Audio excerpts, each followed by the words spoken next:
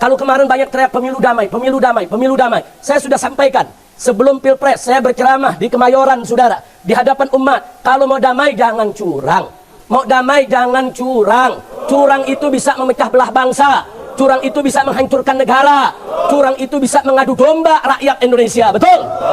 Jangan curang, kita udah nasihati jangan curang, jangan curang. Kita bikinlah pemilu itu sebagai pesta demokrasi yang indah, yang gembira, yang mempersatukan kita, bukan yang memecah belah kita, saudara. Nah kalau sudah curang sekarang teriak, ayo kita damai, ayo kita damai. Mana mungkin damai dalam kecurangan? Mana mungkin kita bisa damai dalam kezaliman? Tidak ada damai dalam kecurangan dan tidak akan pernah ada damai dalam kezaliman, saudara. Hati-hati. Yang berbuat curang, hati-hati, hati-hati. Kau tidak tobat kepada Allah, neraka jahanam menantimu.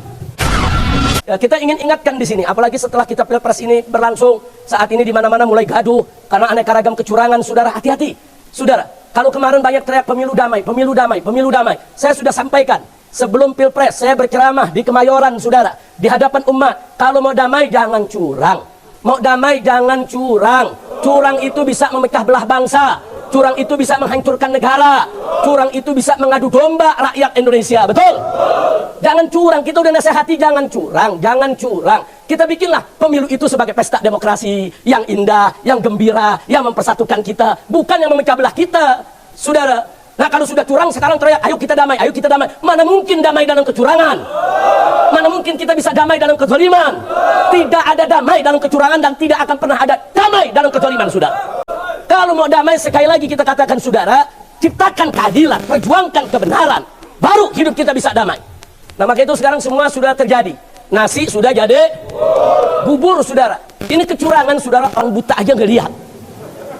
Lalu bayangin dah kalau orang buta aja ngelihat, orang budak aja ngedenger tuh. Artinya kecurangannya udah luar biasa. Dan ini harus diselesaikan. Jangan sampai ini membuat pecah belah kita, dan jangan sampai terjadi kerusuhan di Republik kita. Kita nggak mau. Kita pengen negara kita tetap bersatu, negara kita tetap damai, negara kita tetap tenang, betul? Caranya selesaikan kecurangan ini, sudah. Bukan damai dengan kecurangan, bukan damai. Enak aja yang curang terus kita disuruh damai. Kira-kira jelas gak? Udah segitu aja ya. Udah terus. Udah terus. Ini kayaknya ada Haji Toha hadir nih. Haji Toha kalau lagi ceramah begitu tuh, terus baik. Kita dianggap kayak mobil diparkir suruh terus.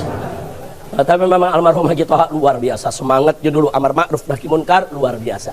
Nah ya ikhwan, sehubungan dengan ini saya ingin ingatkan saudara, bahwa Nabi alaihissalatu wassalam dalam hadisnya sejak 1500 tahun yang lalu, 15 abad yang lalu, 1400 tahun lebih, saudara, Nabi sudah mengingatkan, man ghasyana falaysa minna.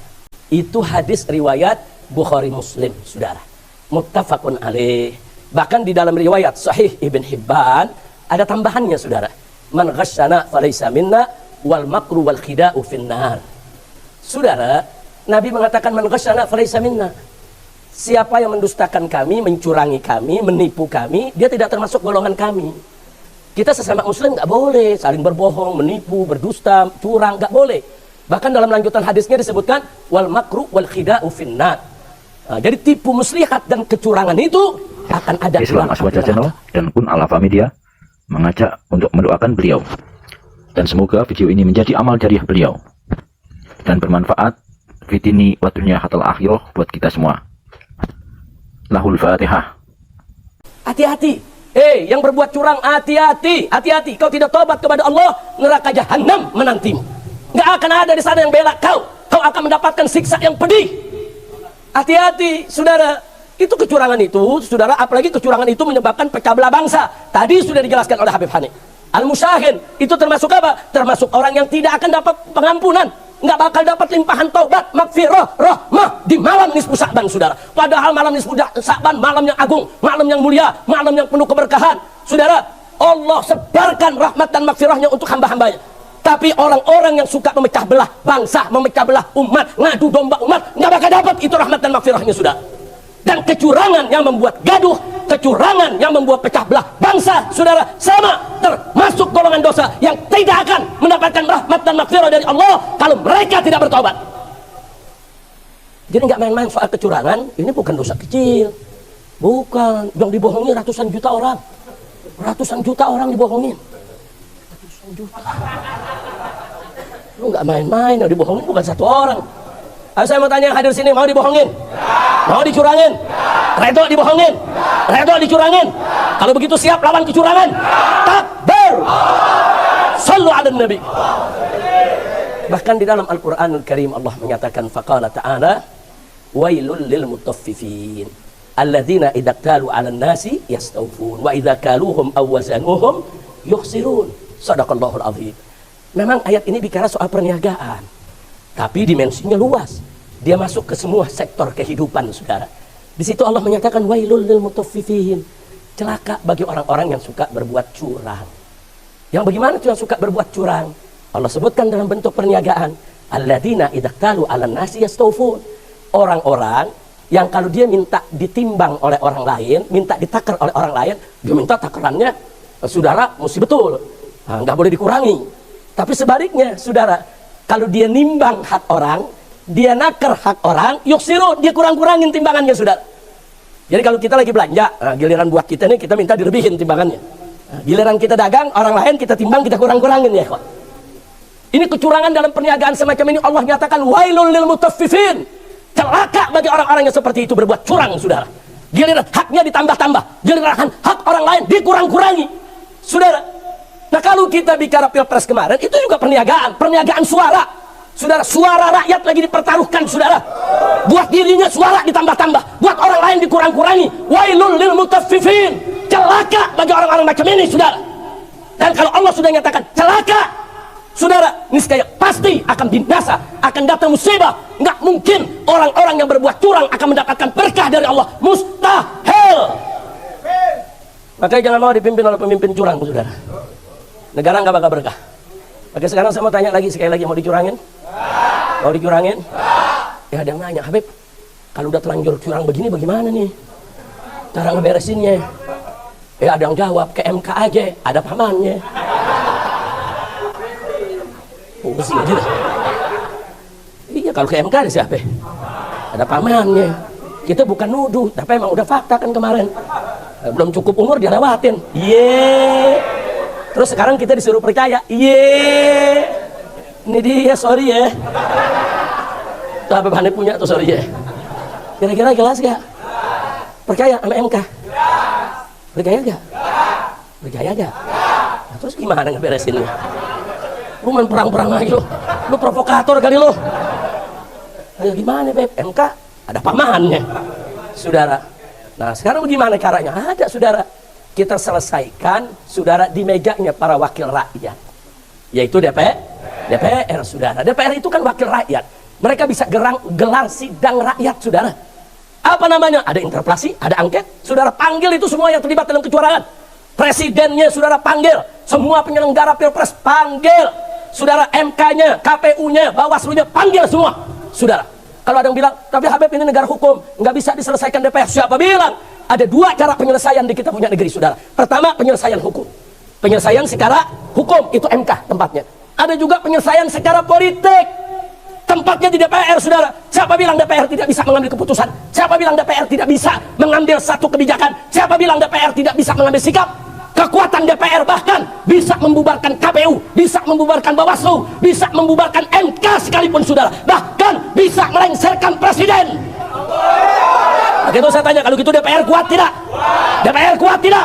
Jadi kalau kalian jadi wakil rakyat, bekerjalah sebagai wakil rakyat, selesaikan kecurangan ini di DPR sesegera mungkin sebelum menjadi bara api akan menyala, menciptakan kerusuhan di mana-mana, saudara. Kira-kira jelas ya? Lu jago banget lu politiknya. Kira-kira jelas ya? Nanti DPR bisa beresin nggak? Ya ada ketua partai politik ngomong begini, jangan diselesaikan di DPR, nanti bisa ribut, mendingan di MK aja. Di MK ada pamannya. Yang bikin ribut bukan DPR, bukan. Yang bikin ribut ente curang. Ente curang, itu yang bikin ribut. Kalau ente nggak curang kan nggak ribut, betul? Betul? Nah jadi kita minta kepada DPR, segeralah selesaikan sebelum ini berubah menjadi kerusuhan, menjadi keributan, atau sebelum bangsa Indonesia terbelah. Selesaikan secara politik dan sah menurut konstitusi, saudara. Selesaikan secara politik sah. Jadi kita maklumi kenapa harus salah secara politik, karena kita udah nggak percaya lembaga hukumnya, saudara. Kira-kira paham? Jelas semua? Nah, maka itu kepada wakil rakyat yang di DPR jangan ngomong doang, Angket kapan lu angket? Ini udah berhari-hari ngomong doang. Betul? Betul? Mau angket. Jangan terlalu banyak ngomong, nanti nguap, masuk angin. Betul gak? Betul gak? Yang kemarin teriak angket, besoknya lengket. Kacau. Makanya sebelum masuk angin, sebelum lengket, angket segera digelar. Setuju tidak? Setuju tidak? Siap dukung angket? Takbir! Ada yang protes, Habib Rizik kenapa bicara politik di masjid? Wah, kan minggu tenang udah habis, pilpres sudah selesai, betul? Kampanye udah beres, betul? Ini lagi ngaji, emang lu pikir ngaji soal wudhu doang? Emang ngaji soal sholat doang? Ini soal politik, soal kemaslahatan masyarakat banyak, saudara. Ini soal besar, ini soal nasib bangsa dan negara. Harus dibicarakan di meja-meja para ulama, di pesantren, di majelis taklim, saudara, di majelis taklim, di pesantren-pesantren, di masjid, di musola, harus dibicarakan. Kenapa? Untuk kebaikan rakyat, bangsa dan negara Indonesia. Setuju tidak? Takbir, takbir, takbir. Sallu ala Nabi. Islam Aswaja Channel dan Kun Alafa Media mengajak untuk mendoakan beliau, dan semoga video ini menjadi amal jariah beliau dan bermanfaat fitini wa dunya hatal akhirah buat kita semua. Lahul Fatihah. Nah, mudah-mudahan Allah berikan jalan keluar yang terbaik, dan semoga bangsa Indonesia tetap bersatu dan bangsa Indonesia tetap damai. Jangan terpancing dengan provokator. Setuju? Kita dorong supaya DPR berfungsi dengan baik. Amin. Amin ya rabbal alamin. Cuma sekarang ada masalah lagi. Yang kritik dilaporin polisi. Kacau. Udah gue jangan terusin, ntar dilaporin juga lagi. Yang lama belum beres, muncul masalah baru. Lu juga sih. Udah cukup sampai sini. Udah cukup. Yang penting semua pulang dari sini mikir bareng-bareng, betul? Siap dukung DPR, siap dukung angket, siap hukum yang berbuat curang. Buktikan di angket ya, Pak. Jadi nggak perlu ada partai atau politisi yang ketakutan dengan angket. Nggak usah takut. Kalau memang Anda tidak curang, hadapi angket. Kalau Anda merasa benar tidak curang, jawab di angket. Saudara, jangan bikin gaduh tengah masyarakat. Nah, kalau memang nanti hasil angketnya ternyata memang tidak ada kecurangan, rakyat siap terima kok. Tapi kalau ada kecurangan, tindak. Kalau memang kecurangannya TSM, saudara, terstruktur, sistematis, dan masif, maka Presiden mesti dilengserkan. Harus dilengserkan. MK, KPU, Bawaslu bubarkan semua, saudara. Bubarkan. Nah, lalu kalau udah bubar bagaimana, Habib? Kalau presidennya dilengserkan, kan ada wakil presiden jadi presiden. Setuju? Kan wakil presidennya lagi anteng-anteng aja, nggak terlibat dalam kecurangan, betul? Wakil presidennya kan bersih, betul? Nggak cawe-cawe, betul? Silakan naik jadi presiden. Setuju? Lalu kalau KPU, MK, Bawaslu dibubarkan, bagaimana, Habib? Tahun 99 MK nggak ada, KPU nggak ada, Bawaslu nggak ada. Tapi bisa kok kita bikin pemilu, saudara. Karena di tahun 99 DPR membentuk presidium, DPR membentuk lembaga independen, saudara, yang mengambil peran KPU dan Bawaslu.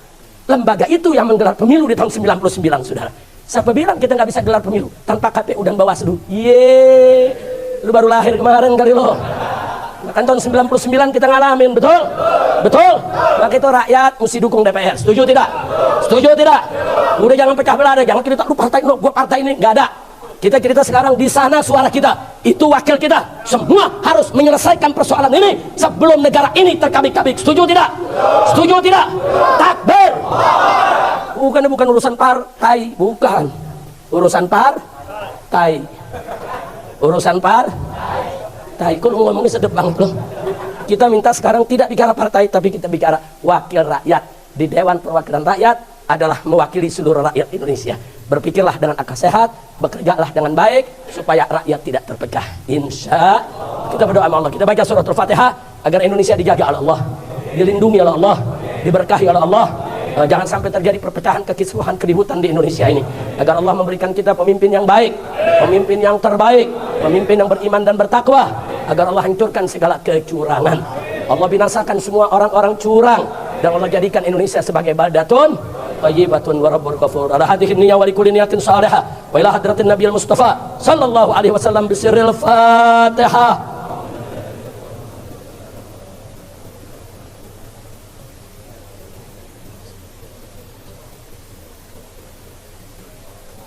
Amin ya rabbal alamin. Mudah-mudahan kalau angket digelar akan ada hasil yang terbaik. Amin. Angket itu kekuatan politiknya besar ya, kawan. bukan main-main. Dia bisa menjadi salah satu proses pelengseran seorang presiden. Dia bisa membubarkan lembaga-lembaga yang mengkhianati rakyat, ya kawan. Instansi-instansi yang mengkhianati rakyat bisa dibubarkan oleh DPR, ya kawan. Kekuatan DPR sangat besar. Bahkan kalau nanti terbukti ada paslon yang melakukan kecurangan secara TSM tadi, itu bisa didiskualifikasi dan nggak boleh ikut lagi pilpres, saudara. Sehingga kalau digelar pilpres kembali, maka calon yang kurang itu nggak boleh diikut sertakan lagi. Yang ikut hanya calon yang tidak terlibat kecurangan secara TSM, saudara. Ini adalah solusi. Maka itu pesan saya kepada rekan-rekan kita semua yang ada di DPR RI, saudara-saudara kita, ayolah segera bekerja, jangan ditunda-tunda. Karena penundaan-penundaan ini sangat berbahaya. Semakin hari semakin panas, semakin hari demo juga semakin besar, semakin hari akan menjadi, akan menjadi sebab terjadinya bentrokan, keributan. Apalagi sekarang sudah mulai ada yang berani ngerang-ngerain preman, saudara. Ada preman dikerain, mahasiswa dibubarin. Dipikir kita takut kalimat preman. Islam Aswaja Channel dan pun Al-Wafa Media mengajak untuk mendoakan beliau. Dan semoga video ini menjadi amal jariah beliau dan bermanfaat fitini wa dunya hatal akhirah buat kita semua. Lahul Fatihah.